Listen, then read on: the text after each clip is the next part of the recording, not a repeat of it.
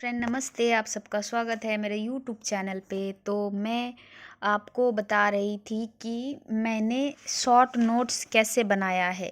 मैंने आपको लेक्चर 2 के बारे में बताया था और मैं जो लेक्चर 1 पढ़ी थी वो मैंने आपको नहीं बताया था। तो मैंने क्या पढ़ा है लेक्चर 1 में मैं आपको वो बताऊंगी। देखिए, ये लेक्चर 2 था जो मैंने पूर्वी टीला के बारे में, पश्चिमी टीला के बारे में बता दिया था। यहाँ पे 2 टीला आते हैं और इसके बारे में मैंने आपको अच्छी तरह से एक्सप्लेन किया था। तो आप लोग अगर हाँ, अब ये मेरा लेक्चर 1 है जो मेरा छूटा हुआ था, मैंने आज कंप्लीट कर लिया है। तो देखिए इसमें क्या है, सिंधु घाटी सभ्यता के विस्तार रूप में हम आपको समझाएंगे कि क्या क्या पॉइंट है इसमें, हम क्या क्या पढ़ेंगे। तो आप देख सकते हैं सिंधु काल के मुख्य तत्व या जानकारियों, प्रमुख शहर, कृषि, धर्म, सिंधु सभ्यता के पतन का कारण क्या था। ये 7 पॉइंट है। देखिए, अगर किसी को शॉर्ट नोट बनाना है ना तो इससे ज़्यादा शॉर्ट नहीं बना सकते। देखिए, मैंने आपको बता दिया सिंधु घाटी सभ्यता के विस्तार रूप में हम आपको एक्सप्लेन करेंगे कि कैसे होता है, आप देख सकते हैं। और सिंधु घाटी सभ्यता जो थी 2500 से 1750, ठीक है, पूर्व ईसा का है। और ये सिंधु घाटी सभ्यता क्यों महत्वपूर्ण था इसके बारे में मैं आपको बता देती हूँ। इसके अतीत के संदर्भ में क्या क्या हुआ था और वर्तमान में क्या क्या है वो मैं आपको बताती हूँ। अतीत के बारे में जो हम बात करते हैं, पूर्व और पश्चिम में तुलना 4500 साल पुराना इतिहास है। ये प्रथम नगरीकरणीय व्यवस्था है। और ये वर्तमान के स्तर में क्या बता सकते हैं, स्वच्छ भारत अभियान और आवास योजना, अंतर्राष्ट्रीय व्यापार, इसके बारे में हम बता सकते हैं। नालियों का निर्माण, साफ सफाई और नगर योजना, मेसोपोटालियम। एक्चुअली क्या है ना, थोड़ी सी हिंदी मेरी वीक है, पर मैं फिर भी मैं कोशिश कर रही हूँ रीडिंग करने की। ये प्री के लिए है, इतने शॉर्ट नोट्स आप बना सकते हो। और बता दें आपको कि अगर मेंस में भी अगर आप चाहें तो मेंस का भी इस तरह से आप बना सकते हो। इसमें से जो कुछ कुछ की पॉइंट है आप वहाँ पे भी अपडेट कर सकते हो। और इसमें हम बता दें कि ये वर्तमान में जो थी धार्मिक गतिविधियाँ और कृषि विकास और योग ध्यान प्रथम परिणाम हड़प्पा में प्राप्त हुआ था। मतलब जो भी है यहाँ पे मैंने शॉर्ट में मतलब कुछ जानकारियाँ दी, टोटल जानकारी दी गई है शॉर्ट में।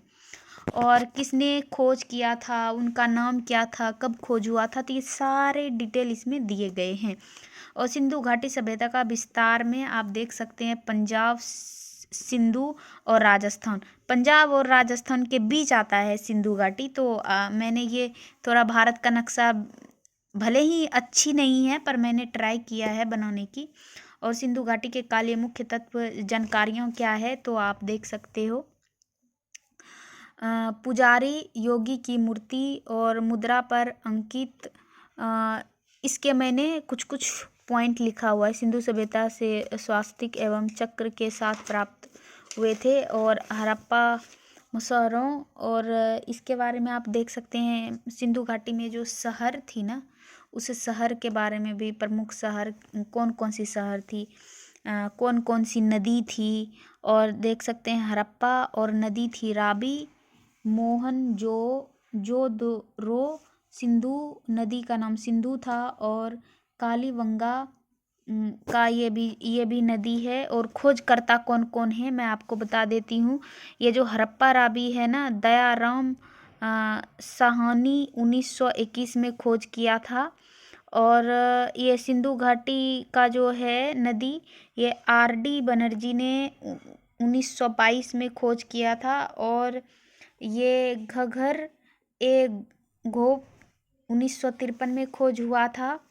और ये जो शहर है और ये नदी है जो कि सरस्वती नदी जो है बनवाली में, शहर का नाम है बनवाली। सरस्वती नदी जो है वो हड़प लुप्त हो चुका है, अब तक में वो लुप्त हो चुका है। धोलावीरा, कच्छ कारण, सरस्वती नदी जो है वो विलुप्त हो चुका है। और ये बता दें महत्वपूर्ण केंद्रीय नगर के बारे में भी मैंने पढ़ा है। धोलावीरा, मोहनजोदड़ो, हड़प्पा, ये 3 केंद्रीय नगर हैं जो मैंने अभी पढ़ा। नगर योजना के बारे में मैंने पढ़ा है। आप देख सकते हैं कितने 3-3 पॉइंट मिलके हुए। अगर आप मेंस में भी इसको ऐड कर सकते हो, अगर क्वेश्चन आए हड़प्पा से, अगर आप कुछ ऐसे ऐड कर सकते हो तो आपको अच्छी खासी नंबर मिल सकती है। आपको उस नंबर मिलेंगे अगर आप अच्छे से लिखेंगे तो। और मैं बता दूं कि ये पशुपालन के बारे में मैंने पढ़ा है, जैसे कि वो लोग क्या क्या पालन करते थे। हाथी, घोड़ा, भालू और शेर के प्रणाम भी प्राप्त हुए हैं, जो कि मैं बता दूं इतनी अच्छी तरीके से मैंने नोट्स बनाई हुई है। अगर आप लोग इस तरह से नोट्स बना के याद करते हो, मतलब ऐसे ही क्या मिला था हड़प्पा में, ये मिला था, अगर ऐसे भी पढ़ते हो ना तो प्री आपके हाथ में है, रिजल्ट आपकी। और मैंने व्यापार के बारे में पढ़ा है, वो कैसे व्यापार करते थे। तो देखिए इसमें गुजरात, राजस्थान, अंतर्राष्ट्रीय, अफ़गान, ईरान और मेसोपोटामियम। देखिए ये इसका व्यापारी है, व्यापार करने का तरीका था, मैंने ये पढ़ा है। और धर्म क्या क्या था। मंदिर के प्रमाण प्राप्त नहीं हुए हैं।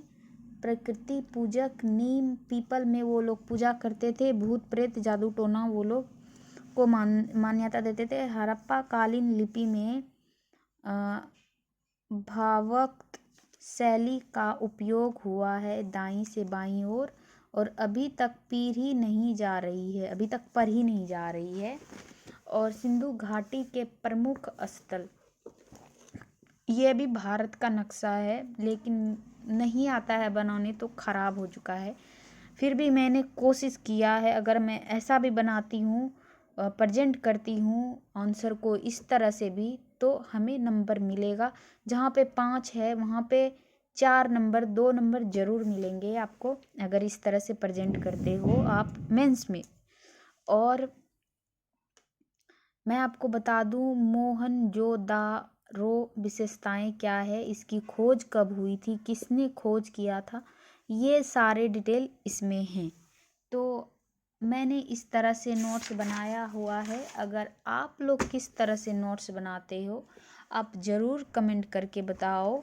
और जो इस बार प्री का एग्ज़ाम दे रहे हो आप वो भी बताओ कैसे, मतलब उसका क्या है आपका टारगेट, किस साल दे रहे हो, आप लोग कमेंट करके बताओ। और मैं प्री का इससे तैयारी कर रही हूँ, जीएस पेपर 1 और जीएस पेपर 2 में ये इससे तैयारी कर रही हूँ, ठीक है। पेपर 2 अब मैं बता दूँ कि मैंने जो भी मैथमेटिक्स में पढ़ी हूँ सी सेट में, और मैं जो भी अभी ये नोट्स बना रही हूँ, मतलब मैं पढ़ने के लिए बना रही हूँ, ठीक है। अगर मैं इस तरह से पढ़ती हूँ तो मुझे प्री में रिजल्ट आ जाएगा। मैं अगर ये भी तैयारी कर रही हूँ, और इस मैं बताती हूँ ये प्रीवियस ईयर क्वेश्चन है, जो कि आपको इस पूरे बुक को अच्छे से समझ के पढ़ना है। इसमें देखिए व्याख्या भी दिए हैं। अगर आप व्याख्या को फर्स्ट बार में तो आप एक ही बार पढ़ते जाइए। दूसरी बार में उसको पढ़िए 3-4 बार, मतलब 28 मई को एग्ज़ाम है ना, आप इस बुक को कम से कम 10 बार रीड कीजिए। 10 बार, अगर आप एक बुक को 10 बार पढ़ते हो तो एक क्वेश्चन को आपने 10 बार पढ़ा। 10 बार पढ़ा, उसमें से आपको तो बहुत सारे चीज़ आते रहेंगे। तो बताइए आप अगर इसमें, और ये जो है GS 1 पेपर आपके तो कंप्लीट हो जाएंगे। GS 2 जो पेपर है, पेपर 2 आप उसे भी उसी तरह से पढ़ोगे।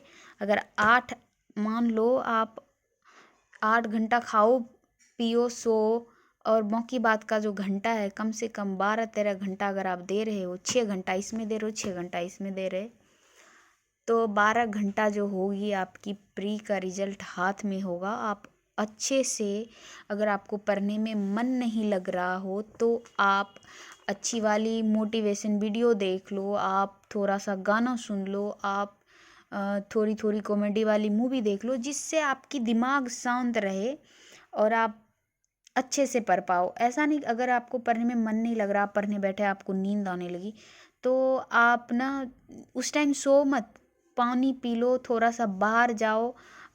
अगर अगर उस टाइम 10 ही लाइन पढ़े ना, तो 10 ही लाइन पढ़ो, लेकिन पढ़ो। अगर आप रीडिंग की आदत डालते हो तो आपकी यूपीएससी हाथ में रहेगी। अगर आप चुप चुप रहोगे और मन ही मन पढ़ते जा रहे हो, रिजल्ट तो ला लोगे पर इंटरव्यू में थोड़ी सी गड़बड़ होगी। इसीलिए आप रीडिंग करते रहिए, आप रीडिंग की प्रैक्टिस कीजिए, तो आपके लिए सबसे अच्छी चीज़ होगी। आप अगर कोई चीज़ पढ़ते हो तो आप बोलोगे तो वो इन्वायरमेंट में फैलता है, फिर आपके साथ वो होते हैं। तो आप अगर सुबह में अगर आप देखिए, अगर आप रात लेट तक पढ़ते हो तो सुबह में ऑफकोर्स आप लेट तक सोओगे। तो आप कोशिश कीजिए रात में 12 बजे तक आप पढ़िए, उसके बाद सो जाइए। सुबह 6 या 5 बजे से उठ के आप थोड़ा योगा वोगा कर लीजिए, ताकि आपकी दिमाग शांत रहे, आप अच्छी तरह से पढ़ सको। तो आज की वीडियो यहीं तक रहेगी, क्योंकि मैंने जो पढ़ा था मैंने आपके साथ शेयर किया है।